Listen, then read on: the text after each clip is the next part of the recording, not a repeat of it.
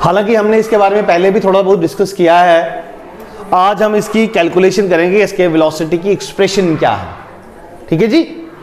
Escape velocity is that minimum velocity. Minimum velocity मतलब उस velocity से ज्यादा भी होगा तब भी वो एस्केप वेलोसिटी ही रहेगी। Escape velocity is that minimum velocity with which if a body is throne outwards it never comes back, it never returns back. मतलब ये चॉक अगर मैं ऊपर की तरफ फेंकूं तो ये क्या होगा, नॉर्मली थोड़ा सा ऊपर जाएगा, वापस जमीन पे आ जाएगा। आप अगर बुलेट का वो गन शॉट लो, गन हाथ में पकड़ के अगर आप बुलेट फायर करोगे बहुत तेजी से वो ऊपर जाएगी, लेकिन उसी तेजी से वो वापस भी आएगी। ठीक है। लेकिन अगर आप किसी चीज को थ्रो करो outwards with this velocity, escape velocity, वो चीज कभी भी उस सरफेस पे वापस नहीं आएगी। डन? याद रहेगा, भूलोगे तो नहीं। ये वो वेलोसिटी है जिससे हम रॉकेट्स को लॉन्च करते हैं, ये वो वेलोसिटी है जिससे हम स्पेसशिप्स को भेजते हैं।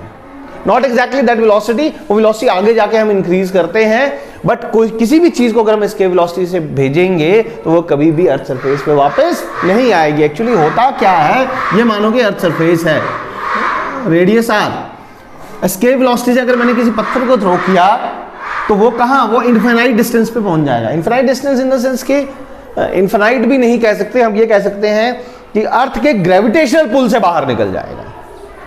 मैंने लास्ट क्लास में बताया था, एक फील्ड है, ये मेरा फील्ड है, यहां पे मेरे हाथ के आगे आओगे तो थप्पड़ पड़ जाएगा। उसी हिसाब से अर्थ का भी एक ग्रेविटेशनल फील्ड है, उस फील्ड से अगर ये बाहर निकल गया तो ये कभी वापस नहीं आएगा। डन? क्लियर है जी? ठीक है। अब कैलकुलेशन ऑफ एस्केप वेलोसिटी। देखो मैंने कल भी आपको एक चीज बताई थी और ये थंब रूल है, energy can neither be created nor be destroyed, it can only be transferred from one form to another. ये थंब रूल है, लॉज हैं, ये आप लोगों को एज इट इज याद रखने हैं। नाउ टोटल एनर्जी, जब मैं किसी चीज को ऊपर की तरफ फेंकता हूं तो उसमें काइनेटिक एनर्जी होती है 1/2 mv²। वो काइनेटिक एनर्जी पोटेंशियल एनर्जी में चेंज होती है क्योंकि उसकी हाइट बढ़ रही है। किसी एक जगह पे अगर जाके ये चौक रुक जाएगा तो इसकी यहां से ऊपर जा रहा है काइनेटिक एनर्जी, यहां जाके रुक गया, काइनेटिक एनर्जी 0, पोटेंशियल एनर्जी हो जाएगी। पोटेंशियल एनर्जी कितनी, mgh, mass gravitation into height, mgh। Clear है जी? अब ये जो ग्रेविटेशनल पोटेंशियल एनर्जी है, कल हमने ग्रेविटेशनल पोटेंशियल एनर्जी पढ़ा था, उसमें हमने पढ़ा था वो ग्रेविटेशनल पोटेंशियल एनर्जी -gm/r, क्योंकि हमने यूनिट मास लिया था। अगर यूनिट मास ना लेके हम स्मॉल मास m ले तो it will become -g capital M, where capital M is the mass of earth, small m is the mass of that particular object and r is the radius of earth. Done? अब clear है? हुआ clear या नहीं? Sir ऐसे हिला रहा है तू, पता चल गया? कल हमने ये एक्सप्रेशन पढ़ी थी जिसके में हमने potential energy, gravitational potential energy पढ़ा है gm/r। अब क्योंकि हमने उसमें यूनिट मास लिया था तो इस स्मॉल m को हमने 1 ले लिया था।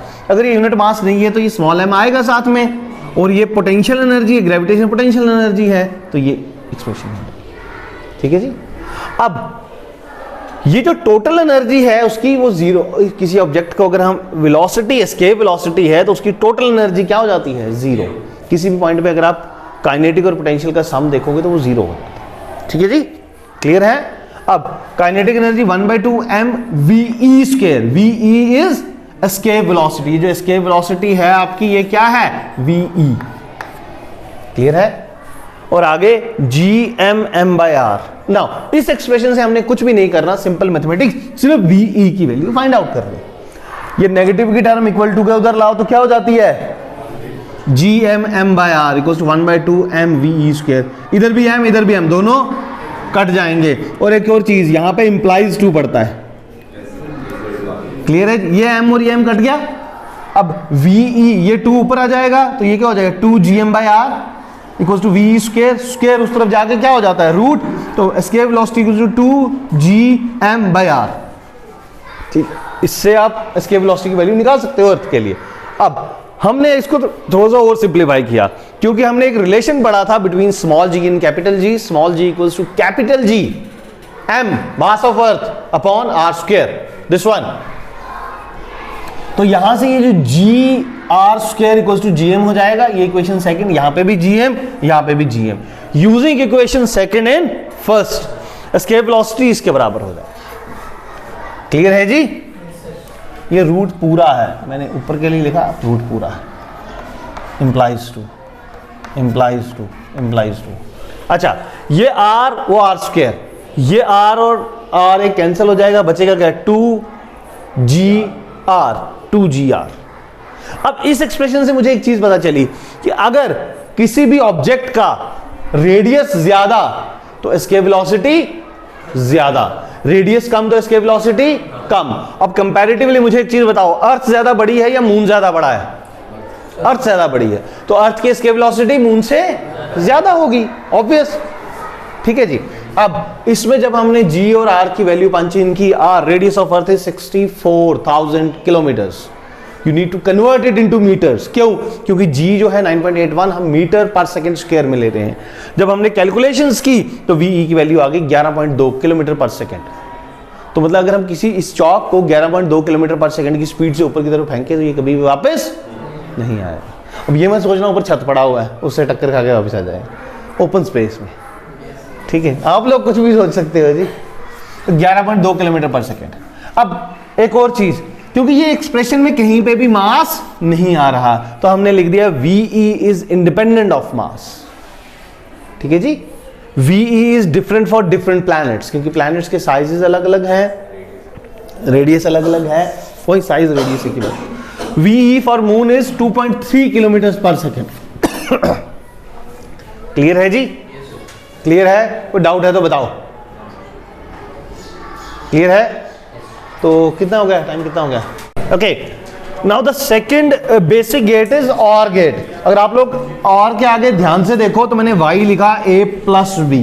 a प्लस बी मतलब 0 0 0 0 1 1 1 प्लस 0 1 1 प्लस 1 2 होता है हालांकि, लेकिन यहां पे ये हाई लेगा 1 ही लेगा। ठीक है जी। अब ये और गेट का ट्रूथ टेबल है। और का मतलब A और B दोनों में से कोई भी अगर ऑन हो जाए तो आउटपुट ऑन हो जाए, या दोनों भी ऑन हो जाए तो कोई दिक्कत नहीं है। दोनों अगर ऑफ हैं तो ऑफ, B अगर ऑन हुआ तो ऑन, खाली A ऑन हुआ तो ऑन, दोनों A और B दोनों ऑन हुए तब भी ऑन। डन। तो इसकी एक्सप्रेशन क्या है? y equals to a plus B. अब इसका सर्किट इस तरह से है, सिर्फ अगर A ऑन हुआ, इनको मैं पैरेलल में, सिर्फ A ऑन हुआ तो करंट यहां से जाएगी, ऑन हो जाएगा, बात खत्म। सिर्फ B ऑन हुआ तो करंट यहां से आई, नीचे से इधर चलेगी, ऑन हो गया। ठीक है जी। अगर दोनों ऑन हो गए तब भी कोई दिक्कत नहीं है, करंट दोनों पाथ से फ्लो होगी और एलईडी को ऑन कर देगी। तो ये है एंड, A एंड B, ये है और A और B। डन हो जाएगा। कोई डाउट है तो बताओ। नेक्स्ट हमारा है नॉट गेट। नॉट गेट का सिंपल सा फंडा है, इनपुट पे जो आया आउटपुट को फिर उससे इन्वर्ट कर देगा। मतलब अगर स्विच ऑन तो लाइट ऑफ, अगर स्विच ऑफ तो लाइट ऑन। बात समझ रहे हो? अब नॉट गेट के लिए अगर एक ही इनपुट है एक ही आउटपुट है, ये 0 है तो आउटपुट 1, अगर ये 1 है तो आउटपुट 0। क्लियर है जी। अब सिंबल, जैसे उसका सिंबल बनाया था, और गेट का सिंबल क्या है?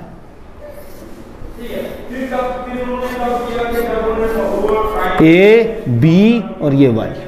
नॉट गेट का सिंबल क्या है? जैसे हम ये बनाते हैं ना, आगे बबल एक, ये बबल क्या करता है? ये नॉट गेट स्पेसिफाई करता है कि यहां पे अगर ये A है और ये Y है, यहां पे अगर 0 हुआ वो 1 हो जाएगा, यहां पे 1 हुआ तो वो 0 हो जाएगा। क्लियर है जी? डन। कोई डाउट है तो बताओ। अब देखना ध्यान से, यूनिवर्सल गेट नैंड। नैंड का मतलब एंड के आगे एक नॉट। जब एंड गेट और नॉट गेट ऐड हो जाएंगे सीरीज में तो मेरा क्या बन जाएगा? नैंड। जब और गेट और नॉट गेट ऐड हो जाएंगे तो मेरा क्या बन जाएगा? नॉर। अब इसके आगे इसको अगर मैं एक ऐड कर दूंगा तो ये हो जाएगा नैंड। और नैंड का अपना सिंबल जो है वो क्या है? देखना ध्यान से, ये बना मेरा नॉट गेट। नॉट गेट के आगे सिर्फ एक बबल बना दो, नॉट नहीं सॉरी, ये बना एंड गेट। एंड गेट के आगे अगर बबल बन गया तो ये हो गया नैंड, NAND। नॉर। अब ये जो है अगर इसके आगे एक बबल बना दिया तो ये क्या हो गया? और के आगे नॉट, नॉर। 2 हो गए। अब इनको यूनिवर्सल गेट्स हम क्यों कहते हैं? क्योंकि इन गेट्स के सीरीज पैरेलल कॉम्बिनेशन कुछ बना के हम किसी भी गेट को, हम किसी भी बेसिक गेट को बना सकते हैं। तो इंजीनियरिंग में तो क्वेश्चन पूछा जाता है make an and gate using universal gates. ये यूनिवर्सल गेट्स, इनको यूनिवर्सल क्यों कहा जाता है? क्योंकि इनकी मदद से हम कोई भी बेसिक गेट बना सकते हैं। ठीक है जी। अब देखना ध्यान से, ट्रूथ टेबल क्या होगा, इसको इन्वर्ट करना है हमने, तो कई बार हम क्या करते हैं वाई बार लिख लेते हैं इसमें। तो ये अगर एंड का है तो नॉर का क्या होगा, देखना ध्यान से, वाई बार ये हो जाएगा 1 1 1 0। अगर ये 0 है तो वो 1 1। ये एंड का था आउटपुट, ये नैंड का हो गया, ये एंड का था। समझ आया या नहीं? समझ आया? ये और का था, नॉर का अगर बनाना होगा तो सिंपली a प्लस बी के ऊपर बार लगा दूंगा, मतलब a प्लस बी करो, जो भी आए उसको उल्टा कर दो। ठीक है। तो अगर मैंने y बार, अगर मैं y बार का बनाऊं तो ये हो जाएगा 1 0 0 0। ये हो जाएगा क्या आपका नैंड गेट। और एक्सक्लूसिव और एक्सक्लूसिव नॉर गेट्स जो हैं, जब ये एक्सक्लूसिव आर का मुझे exactly I need to check it out, चलो फिर भी मैं बना देता हूं, इसको एक बार देख लेना।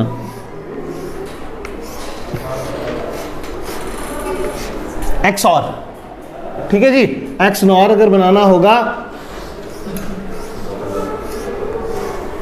एक बबल बना दो। ठीक है जी। अब ट्रूथ टेबल में क्या होगा, 0 0 0 1 1 0 1 1। ठीक है। मेरे हिसाब से इसका जो है वो है 0 1 1 0, और जो नॉर का होगा वो हो जाएगा 1 0 0 1। ये चेक कर लेना, या तो ऐसा होगा नहीं तो ये रिवर्स होगा, नहीं तो उल्टा होगा। ये अगर ये एक्स और का, मेरे हिसाब से यही है, देख लेना एक बार, मुझे फिर से चेक करना पड़ेगा। क्लियर है जी? क्लियर है? कोई डाउट है तो बताओ, कोई क्वेश्चन? बच्चे ये आप लोगों के ना सब टॉपिक्स में कहीं आएगा एंड इट इज इंपॉर्टेंट, क्योंकि आगे हम इन्हीं को करके प्रैक्टिकल्स परफॉर्म करेंगे। आपकी एक्टिविटीज इसी के बेस पे हैं। इनके आईसीज होते हैं ये एंड नॉर के, एक है 7400, एक 7404 आईसी है, 7408 आईसी है, 74032 है शायद, ये आईसीज हैं। इन आईसीज को लेके हम प्रैक्टिकल्स परफॉर्म कर सकते हैं। ये मुझे तब मिले नहीं, otherwise I would have brought them. You can purchase them online on this Amazon और Flipkart. We'll try to find these ICs, अगर मुझे मिलेंगे तो मैं आपको प्रैक्टिकल्स भी कराऊंगा। We'll do the practicals, don't worry। है ये कहीं, ढूंढना कहीं अगर मिलेंगे। 7400 ये चेक कर लेना, बेसिक गेट्स के ICs नंबर क्या है, वो ICs ले आना। क्लियर है जी? IC क्या हुआ, इंटीग्रेटेड सर्किट।